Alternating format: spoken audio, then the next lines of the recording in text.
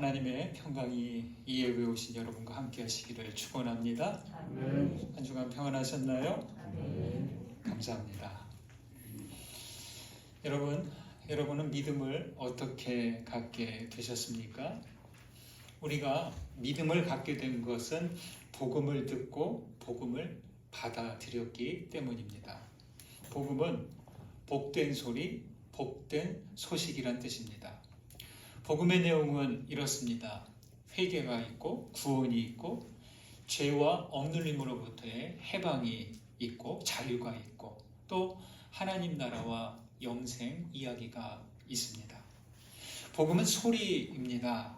소리는 공기를 울려서 퍼지는 것인데 그 소리를 우리 귀가 듣는 거죠. 복음은 소리지만 귀로 듣는 소리가 아니라 가슴과 영혼을 울리는 소리입니다. 핸델의 오라토리오 메시아는 독창과 중창과 합창으로 된 아름다운 찬송입니다. 청년 시절에 성가대에서 부르기도 했고 영상으로 전곡을 시청해 본 적도 있습니다. 참 그 오라토리오를 부르고 들으면서 아주 깊은 울림과 감동을 얻게 되었습니다. 복음은 아리아로 부를 수 있고 중창이나 합창으로 부르는 노래와도 같습니다. 예수님께서 처음 그 복음을 선포하셨고 제자들이 전하고 또 믿는 이들마다 합창하듯 전했습니다. 그렇게 시작한 복음이 한 시대와 한 지역에 그치지 않고 유구한 역사를 지나면서 전해져 왔습니다. 복음의 울림은 어떻게 수천 년을 지나면서도 그치지 않은 것일까요? 여러분 신기하지 않습니까? 복음의 소리가 그치지 않은 것은 이 복음을 받은 이들이 다시 복음의 울림판이 되었기 때문입니다. 관악기와 현악기, 타악기, 모든 악기에는요 울림통이 있어요. 소리를 냈을 때 울림통이 있기에 공명하면서 아름다운 소리를 내는 거죠. 울림통이 없는 악기는 소리가 나자마자 거기서 그냥 끝나요. 거기서 그쳐버립니다. 바흐의 무반주 첼로 모음곡 1번을 연주하는 영상을 보았습니다. 그런데요, 가만히 이렇게 듣다 보니까 그 첼로 악기가 좀 이상한 거예요. 그 울림통이 나무로 되어 있지 않고 깡통으로 되어 있어요. 그 첼로는 깡통을 재활용해서 만든 것인데요. 더 자세히 이렇게 보니까 울림통 부분이 은색이고 아니 그것은 다름 아닌 우리네 농촌에서 분무기 통이 있죠. 농약 뿌리고 이것저것 그 약칠 때 쓰는 그 은색 등에 메고 이렇게 하면서 뿌리는 그 통이 있죠. 우리 농사 짓는 분들 대개 다 하나씩 있잖아요. 그 깡통이었어요. 여러분 깡통 첼로라니 정말 아주 기발한 발상입니다. 물론 고급 첼로에 비해서 소리 차이는 있지만 연주하기에는 손색이 없었습니다. 음악 애호가들은 곱고 아름다운 소리를 듣기 위해서 좋은 나무로 만든 울림통을 원하겠지만 그보다 중요한 것은 이 소리를 제대로 공명하느냐 못하느냐입니다. 나무냐 깡통이냐 이런 재료보다 소리의 울림을 위해서 그 속이 제대로 비어져 있느냐일 것입니다. 하늘의 소리, 복음도 마찬가지죠. 우리가 어떤 사람인가 하는 것보다 복음을 공명해내는 울림통이 되느냐 못하느냐일 것입니다. 진리이신 하나님은 복음의 울림통이 될 사람을 찾으십니다. 그리스도인들은 복음을 받아들인 것에 멈추지 않아야 합니다. 복음을 공명하며 복음이 그치지 않게 하는 것이죠. 복음의 울림통이 되기 위한 기본 조건은 뭘까요? 울림통이 되기 위한 기본 조건, 그 속이 비어 있어야 한다는 겁니다. 구멍이 막힌 피리는 소리가 제대로 나지 않습니다. 그리고 속에 무언가 가득 차 있는 현악기, 그 울림통은 공명이 되지 않습니다. 여러분의 마음속은 복음의 울림통이 되기 위한 준비가 되어 있습니까?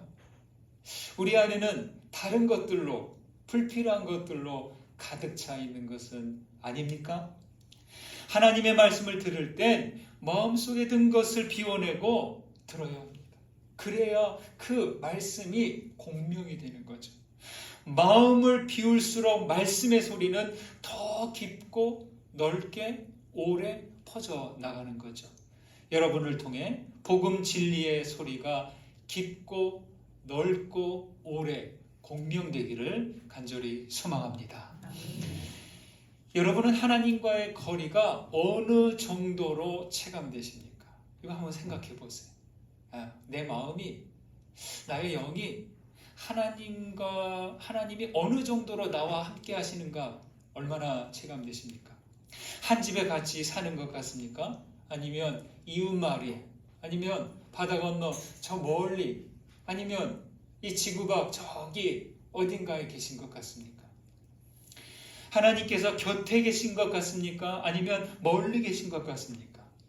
하나님은 늘 내 안에, 내 곁에 계시지만 그때마다 다르게 체감되고 어떨 땐 아예 숨어 버리신 것 같을 때가 있습니다. 시편을 대할 때마다 느끼는 것은요, 하나같이 이 시인들이요, 하나님이 바로 앞에 계신 것처럼 노래한다는 거예요. 어떨 때는 그 시인들의 노래가, 고백이 공감이 되기도 하지만 어떨 때는 전혀 마음으로 느껴지지 않습니다. 1절에서 4절까지 볼까요? 천천히 한번 읽어봅니다. 여호와여, 주께서 나를 살펴보셨으므로 나를 아시나이다.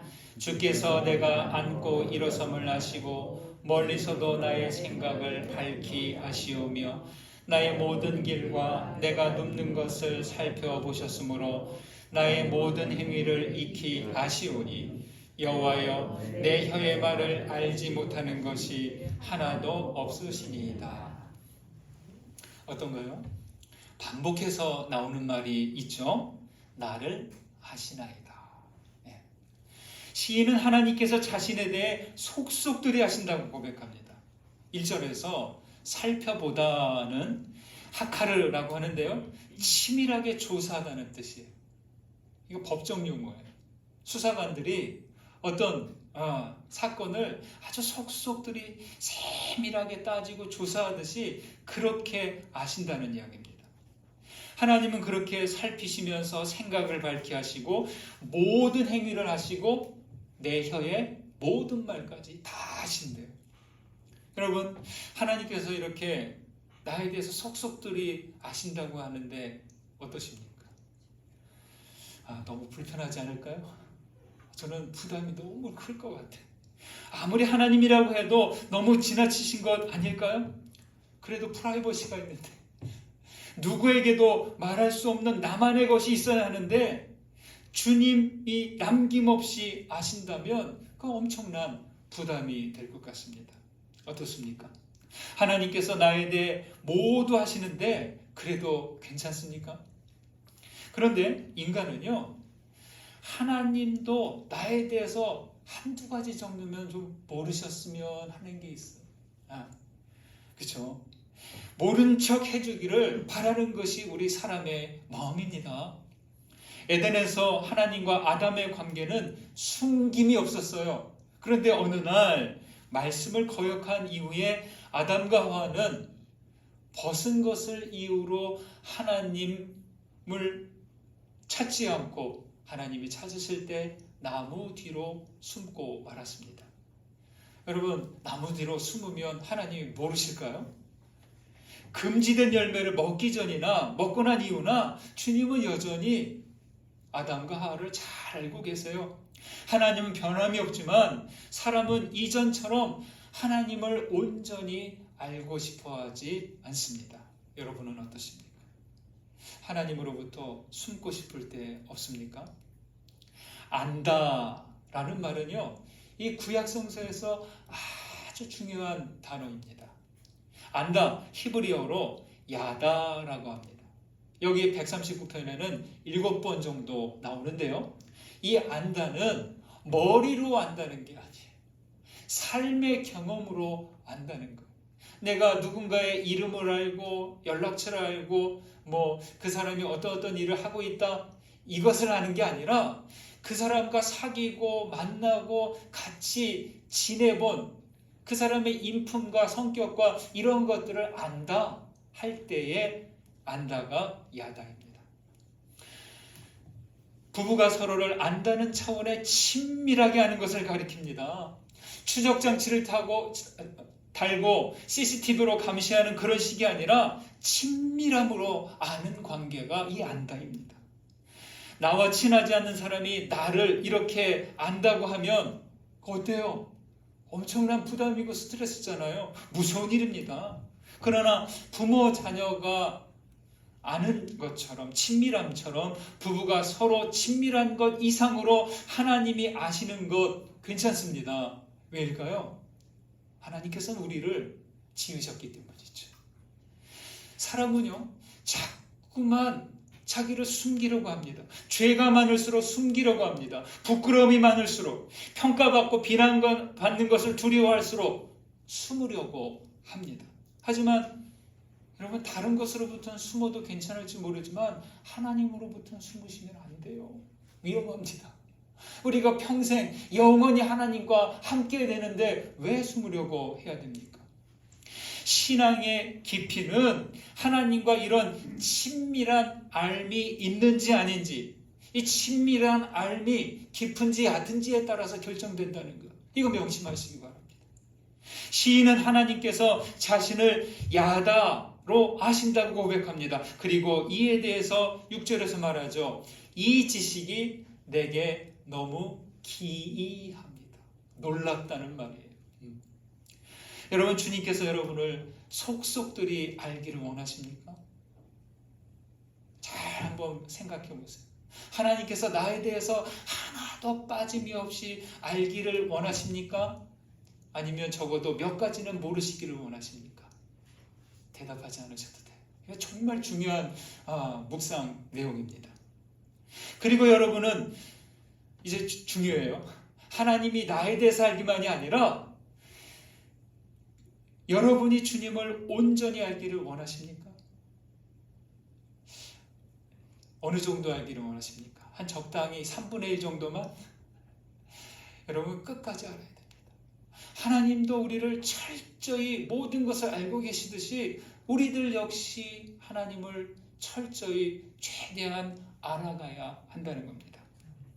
파스칼이 말합니다. 하나님을 알지 않고는 행복이 없고 하나님께 가까이 갈수록 행복해지고 따라서 궁극의 행복은 하나님을 확실히 아는 데 있다.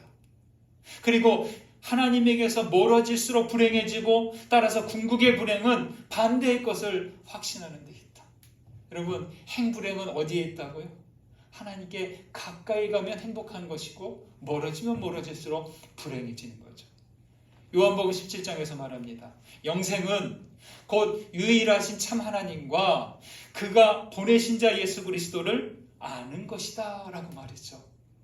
여러분 하나님을 아는 만큼 우리의 영생이 좌우됩니다.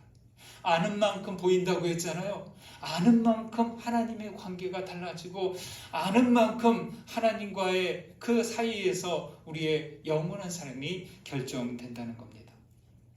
하나님께 더 가까이 다가가서 주님과 더 친밀하게 알게 되시기를 간절히 소망합니다. 하나님은 나를 아시는 분이에요. 두 번째로 하나님은 언제 어디서나 계신 하나님이십니다. 7절 8절 보실까요? 있습니다. 내가 주의 영을 떠나 어디로 가며 주의 앞에서 어디로 피하리이까? 내가 하늘에 올라갈지라도 거기 계시며 스올에 내 자리를 펼지라도 거기 계시니이다. 하나님께서 자신을 속속들이 알고 계시다는 것을 깨달은 시인은 하나님께로부터 숨을 곳이 없음을 깨닫습니다. 주의 영을 떠나 어디로 가며 라고 하죠. 하나님을 떠나서는 갈 곳이 없어요. 여러분, 사람을 피해서 도망할 수는 있어요. 얼마든지 피할 수 있습니다. 얼마든지 숨을 수 있어요.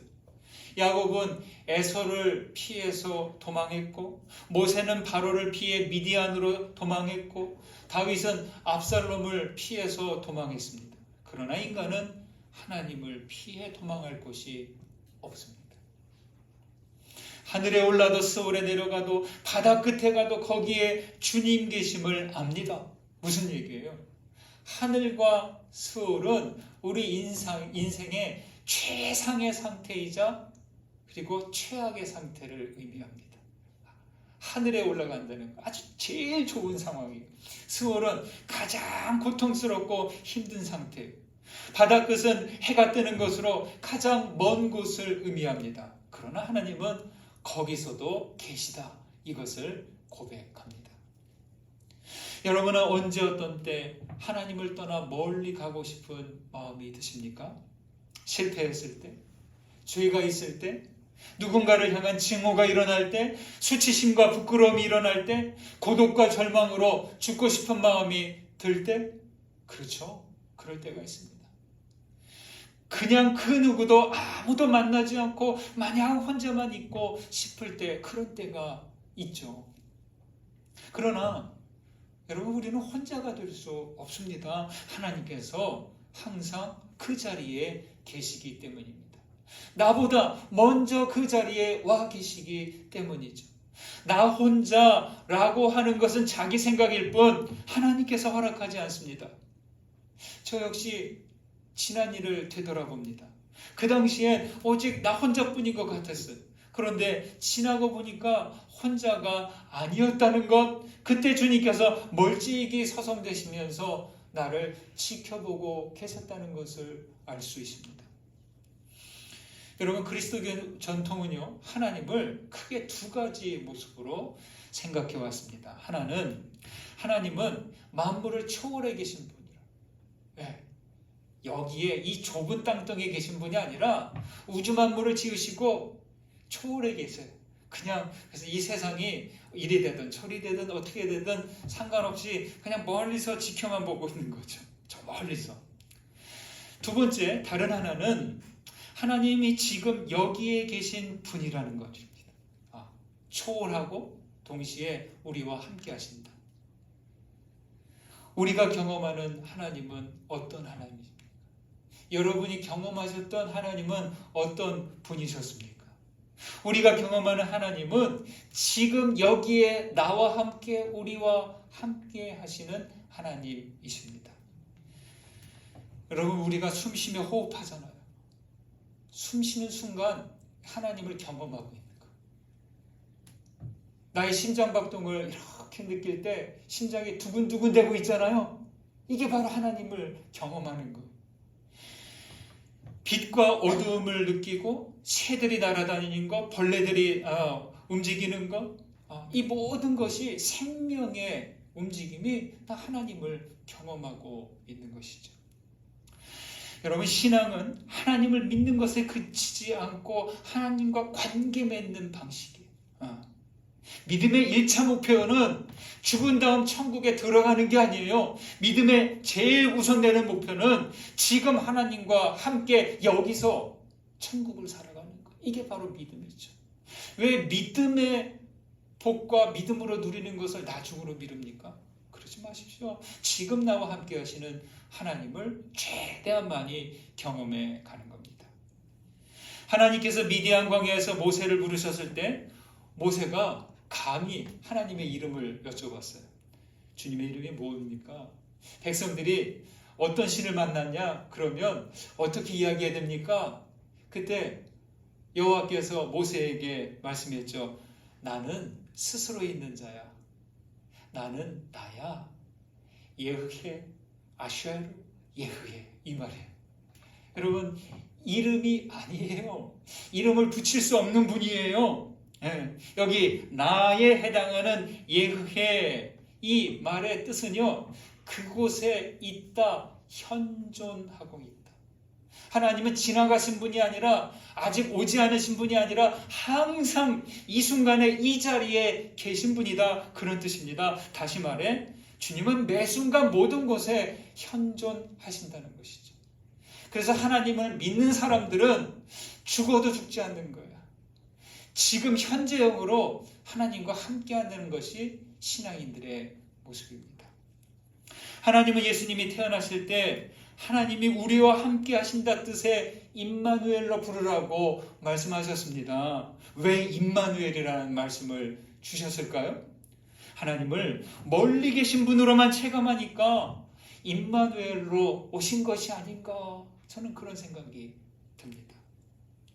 여기 시인이 말합니다. 내가 주의 영을 떠나 어디로 가며 하늘에도 서울에도 바다 끝에도 거기 계신다고 하는데, 이 말은 뭐예요? 우리 인생은 하나님을 피해서 바깥으로 나갈 수 없다는 것을 말해요. 자꾸만 하나님 없이 살고 싶어요. 하나님이 안 보이는 데 좀 있었으면 원해요. 여러분, 하나님은 바깥이 없어요. 끝이 없어요. 바깥이 없고 끝을 모르기에 없는 것처럼 느껴지는 거죠. 하나님의 존재를 인정하지 않는 사람들, 하나님이 계시는 것을 인정하지 못하는 사람들이 있습니다. 그럴 말도 합니다. 우리는 하나님의 전체를 경험할 수 없기 때문이죠. 그것은 물고기가 바다를 찾기 위해 바다 구석구석 돌아다니고 나서 이렇게 결론을 냅니다. 역시 바다는 없어. 아무리 다녀봐도 바다를 못 봤어 라고 말하는 것 같습니다. 여러분, 물고기가 바다를 보려면 바다 바깥으로 나가야 되는데, 바다 바깥으로 나가는 순간 물고기는 어떻게 돼요? 죽는 거죠. 우리도 하나님을 보겠다고, 하나님의 전체를 경험하겠다고 하나님 바깥으로 나갈 수도 없지만, 나간다면 우리의 존재는 있을 수 없는 거죠. 우리는 어떻게 하나님을 발견할 수 있습니까? 우리는 조금씩 부분 경험해 볼 수밖에 없습니다.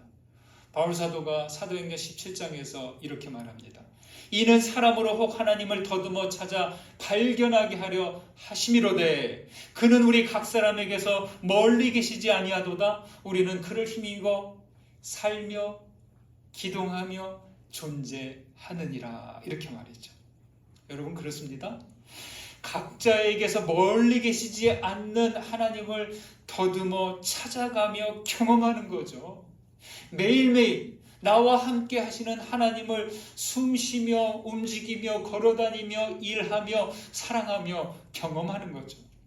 우리는 하나님을 찾아가면서 그 힘으로 존재하는 것이죠. 중세교부 어거스틴이 참회록에서 이렇게 고백했어요. 주님, 당신은 내 안에 계셨지만 나는 바깥에서 당신을 찾고 있었습니다. 그리고 당신은 항상 나와 함께 계셨지만 나는 당신과 함께 하지 못했습니다. 그러다가 끝에서 이렇게 고백해. 나는 그것을 맛보았고 이제 나는 굶주려 있고 목말라 있습니다. 당신은 나에게 손을 얹으셨고 이제 나는 당신의 평화에 대한 갈망으로 불타오르고 있습니다. 이렇게 말이죠.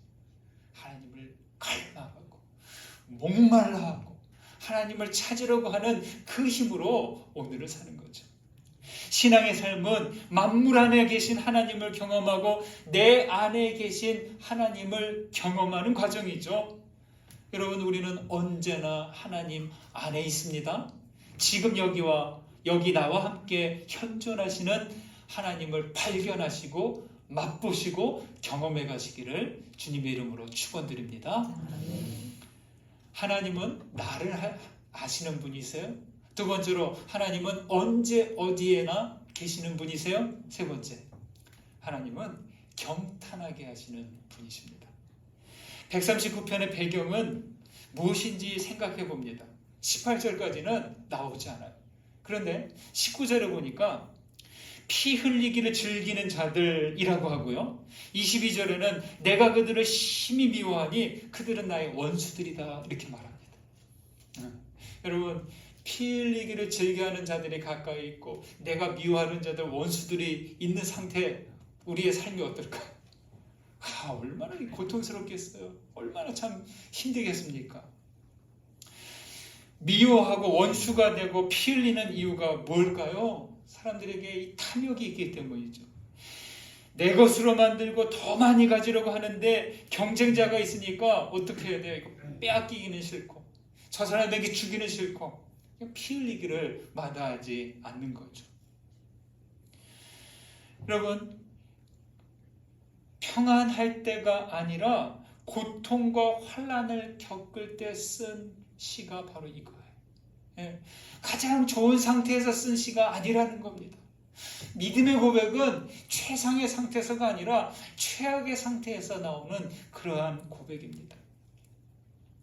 자기들 딴엔 행복을 추구하기 위해서라고 말할지 모르겠어요. 잘 알려진 행복 공식이 있죠. 행복은 자본을 욕망으로 나눈 것이래요. 자본이 뭐예요? 돈이죠. 간단히 말해 경제가 좋아져야 행복감이 올라간다는 거예요. 예. 전에 비해서 지금은 놀라울 정도로 경제가 좋아졌는데도 행복지수가 어때요? 예전에 우리나라의 자산과 자본은 아주 비교할 수 없을 정도로 작았어요. 20, 30년 전만 해도. 그러나 지금은 엄청나게 그 부의 규모가 커졌어요. 그런데도 행복하다고 말하는 사람들이 많아졌나요?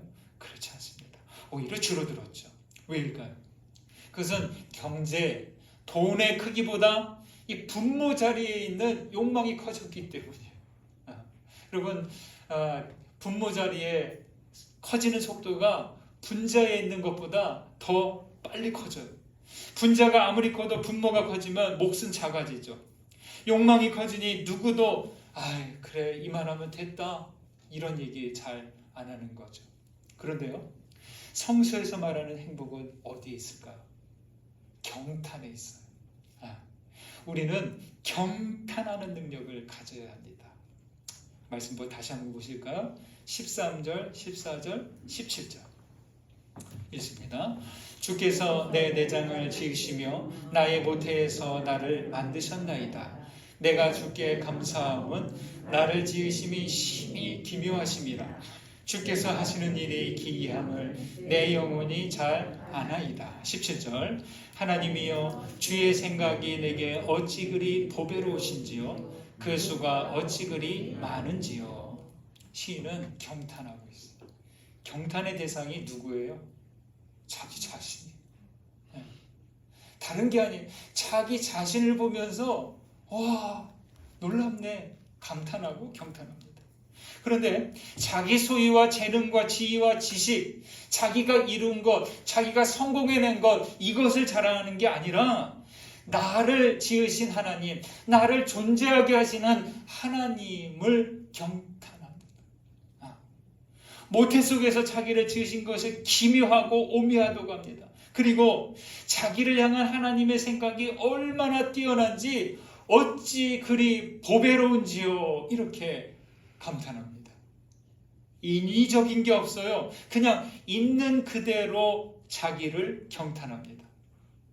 여러분 이렇게 지내시다가 아주 어린 아기, 이제 돌 전후된 아기들을 이렇게 보면 어떠세요?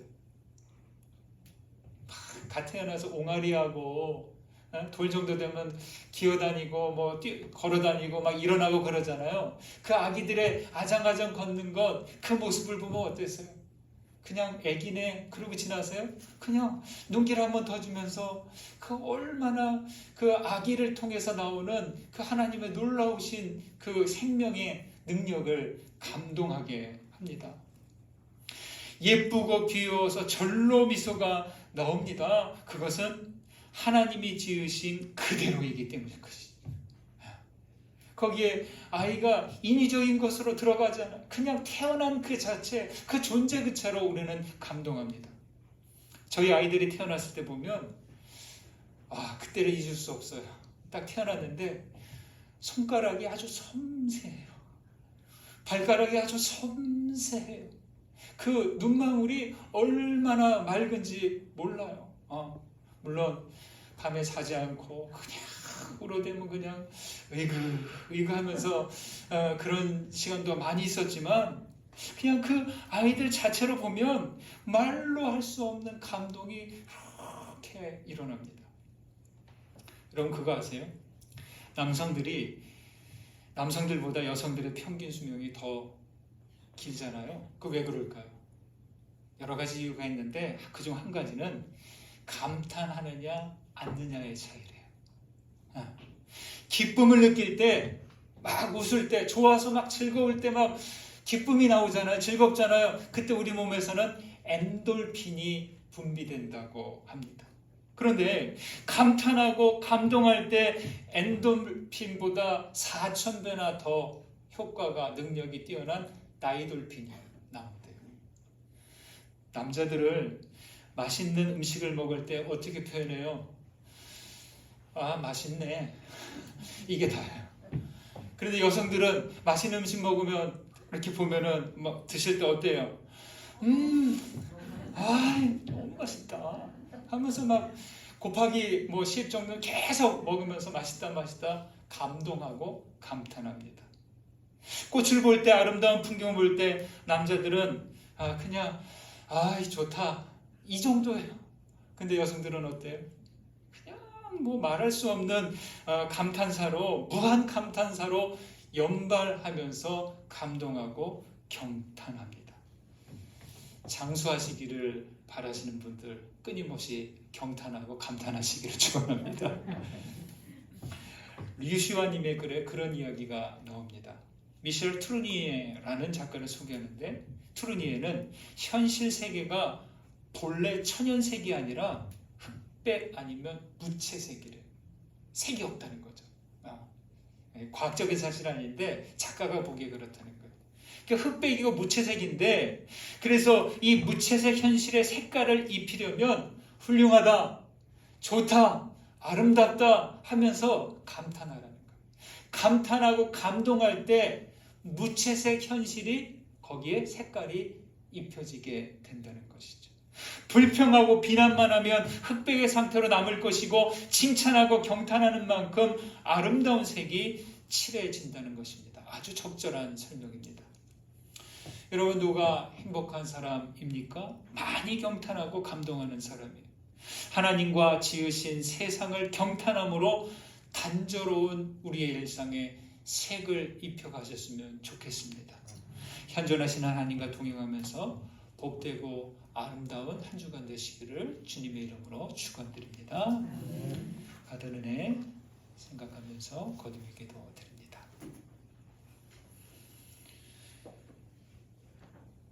말씀 가운데 울림이 된 것, 깨달아진 것 붙으시고 기도하시겠습니다. 기도합니다.